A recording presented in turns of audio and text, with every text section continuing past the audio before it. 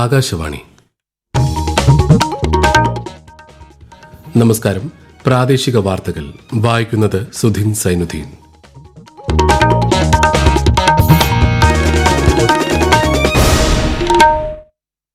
പ്രധാന വാർത്തകൾ. കപ്പൽ നിർമ്മാണത്തിൽ പുതിയ ഉയരങ്ങളിലെത്താനുള്ള ശ്രമങ്ങൾ ഇന്ത്യ ത്വരിതപ്പെടുത്തുകയാണെന്ന് മാരിടൈം ലീഡേഴ്സ് കോൺക്ലേവിൽ പ്രധാനമന്ത്രി നരേന്ദ്രമോദി. സാമൂഹിക ക്ഷേമ പെൻഷൻ 2000 രൂപയായി വർദ്ധിപ്പിച്ച് സംസ്ഥാന സർക്കാർ. 1000 രൂപയുടെ സ്ത്രീ സുരക്ഷാ പെൻഷൻ സംസ്ഥാനത്ത് നടപ്പാക്കുമെന്നും മുഖ്യമന്ത്രി പിണറായി വിജയൻ. ആശ അങ്കണവാടി പ്രവർത്തകരുടെ ഓണറേറിയത്തിലും 1000 രൂപയുടെ വർധന. തീവ്ര വോട്ടർ പട്ടിക പരിഷ്കരണവുമായി ബന്ധപ്പെട്ട് ആശങ്ക വേണ്ടെന്ന് മുഖ്യ തെരഞ്ഞെടുപ്പ് ഓഫീസർ. വിഷയത്തിൽ നവംബർ 5 സർവകക്ഷി യോഗം വിളിച്ചു ചേർക്കാനൊരുങ്ങി സംസ്ഥാന സർക്കാർ. സംസ്ഥാനത്ത് SSLC ഹയർ സെക്കൻഡറി പരീക്ഷാ തീയതികൾ പ്രഖ്യാപിച്ചു. SSLC പരീക്ഷ മാർച്ച് 5 ആരംഭിക്കും. ഇന്ത്യയും ഓസ്ട്രേലിയയും തമ്മിലുള്ള 2020 പരമ്പരയിലെ ആദ്യ മത്സരം മഴ മൂലം ഉപേക്ഷിച്ചു. വാർത്തകൾ വിശദമായി. കപ്പൽ നിർമ്മാണത്തിൽ പുതിയ ഉയരങ്ങളിലെത്താനുള്ള ശ്രമങ്ങൾ ഇന്ത്യ ത്വരിതപ്പെടുത്തുകയാണെന്ന് പ്രധാനമന്ത്രി നരേന്ദ്രമോദി. ഇന്ത്യയുടെ വളർച്ചയെ നയിക്കുന്നത് സമുദ്രമേഖലയാണെന്നും മുംബൈയിൽ മാരിടൈം ലീഡേഴ്സ് കോൺക്ലേവിനെ അഭിസംബോധന ചെയ്തുകൊണ്ട് പ്രധാനമന്ത്രി പറഞ്ഞു. വ്യാപാര, തുറമുഖ, അടിസ്ഥാന സൌകര്യങ്ങൾ വർദ്ധിപ്പിച്ചുകൊണ്ട് കഴിഞ്ഞ 10 വർഷത്തിനിടെ സമുദ്രമേഖല ഗണ്യമായ പരിവർത്തനത്തിന് വിധേയമായതായി അദ്ദേഹം പറഞ്ഞു. ഇന്ത്യയുടെ ഷിപ്പിംഗ് മേഖലയിൽ പ്രവർത്തിക്കുന്നതിനുള്ള മികച്ച സമയമാണിതെന്നും പ്രധാനമന്ത്രി വ്യക്തമാക്കി. സംസ്ഥാനത്ത് സാമൂഹിക ക്ഷേമ പെൻഷൻ 1600 രൂപയിൽ നിന്നും 2000 രൂപയായി വർദ്ധിപ്പിച്ചതായി മുഖ്യമന്ത്രി പിണറായി വിജയൻ. പാവപ്പെട്ട കുടുംബങ്ങളിൽ നിന്നുള്ള 35-നും 60-നും ഇടയിൽ പ്രായമുള്ള അർഹരായ സ്ത്രീകൾക്ക് പ്രതിമാസം 1000 രൂപ സ്ത്രീ സുരക്ഷാ പെൻഷൻ അനുവദിക്കുമെന്നും മുഖ്യമന്ത്രി തിരുവനന്തപുരത്ത് വാർത്താ സമ്മേളനത്തിൽ അറിയിച്ചു. അങ്കണവാടി വർക്കർമാരുടെയും ഹെൽപ്പർമാരുടെയും പ്രതിമാസ ഓണറേറിയം 1000 രൂപ വീതം വർദ്ധിപ്പിച്ചു. ആശമാരുടെ ഓണറേറിയത്തിലും 1000 രൂപ വർധന വരുത്തിയിട്ടുണ്ട്.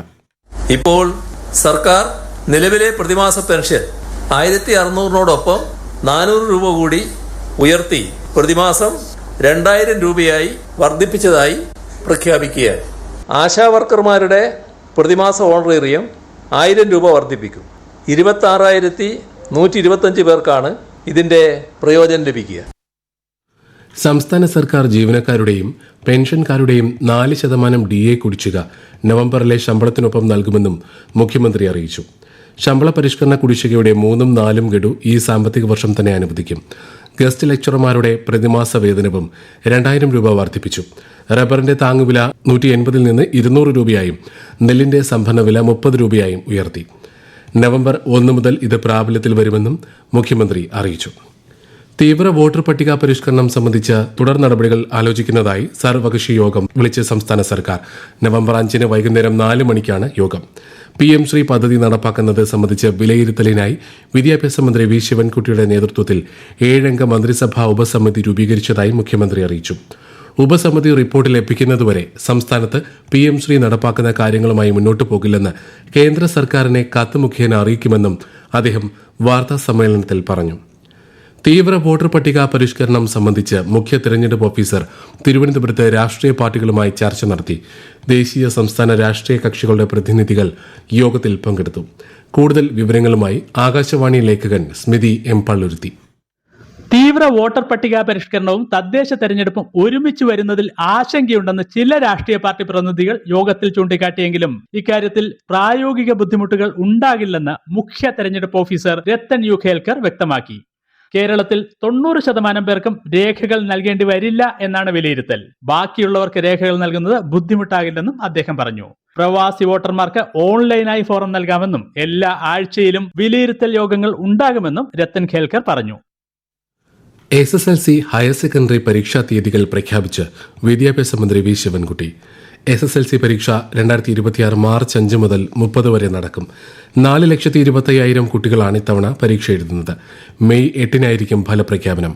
1-ാം വർഷ ഹയർ സെക്കൻഡറി VHSC പരീക്ഷകൾ മാർച്ച് 5 മുതൽ 27 വരെയും 2-ാം വർഷ പരീക്ഷകൾ മാർച്ച് 6 മുതൽ 28 വരെയും നടക്കും. SSLC പരീക്ഷകൾ 2026 മാർച്ച് 5 ആരംഭിച്ച് മാർച്ച് 30 അവസാനിക്കും. പരീക്ഷകൾ രാവിലെ 9:30 ആരംഭിക്കും.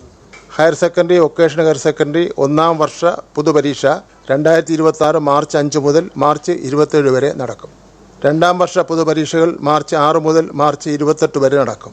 ഒന്നാം വർഷ പൊതുപരീക്ഷകൾ ഉച്ചയ്ക്ക് ശേഷം 1:30-നും രണ്ടാം വർഷ പൊതുപരീക്ഷകൾ രാവിലെ 9:30-നും ആരംഭിക്കുന്നതാണ്.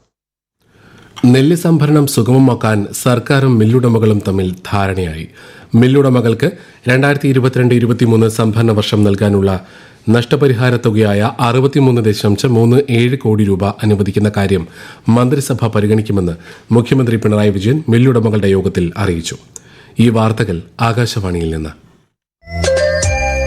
ആകാശവാണി വാർത്തകളും വാർത്താ അധിഷ്ഠിത പരിപാടികളും all India radio news Thiruvananthapuram YouTube ചാനലിലും @all India radio news Thiruvananthapuram Facebook പേജിലും AIR ന്യൂസ് _ ഇൻസ്റ്റഗ്രാം അക്കൌണ്ടിലും @AIR ന്യൂസ് _ TVM X ഹാൻഡിലും ലഭ്യമാണ്. ബൌദ്ധിക വെല്ലുവിളികൾ നേരിടുന്നവരെ സമൂഹത്തിന്റെ മുഖ്യധാരയിലെത്തിക്കാൻ ലക്ഷ്യമിട്ട് സാമൂഹ്യനീതി വകുപ്പ് നടപ്പിലാക്കുന്ന പ്രത്യേക പ്രചാരണ പരിപാടി അൻപിന് സംസ്ഥാനത്ത് തുടക്കമായി. ആദ്യഘട്ടത്തിന്റെ ഉദ്ഘാടനം മന്ത്രി ആർ ബിന്ദു തിരുവനന്തപുരത്ത് നിർവഹിച്ചു.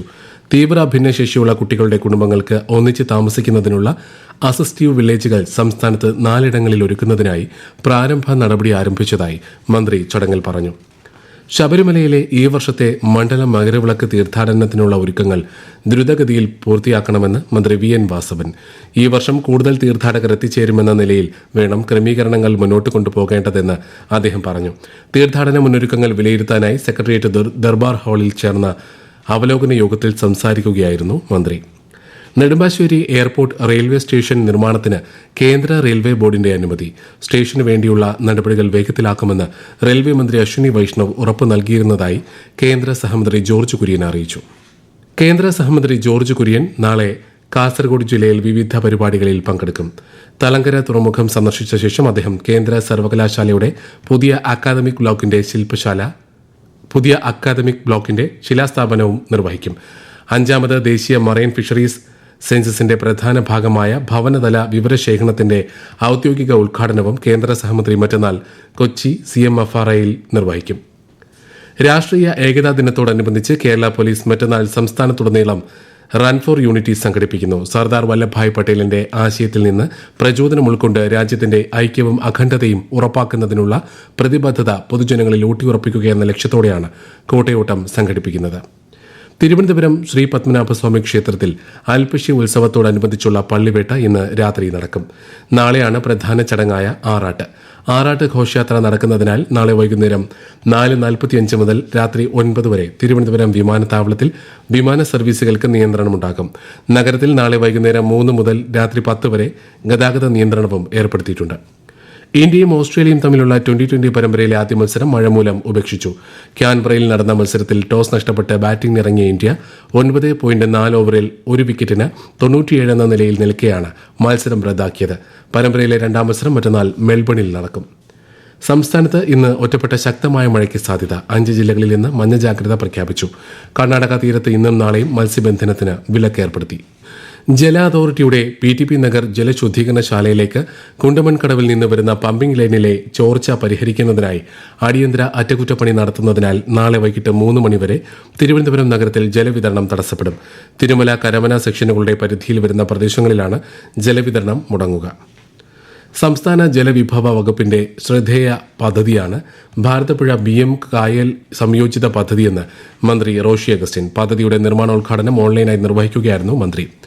കേരള സഹകരണ വികസന ക്ഷേമനിധി ബോർഡ് റിസ്ക് ഫണ്ട് ധനസഹായമായി 28 കോടി രൂപ കൂടി അനുവദിച്ചതായി മന്ത്രി VN വാസവൻ.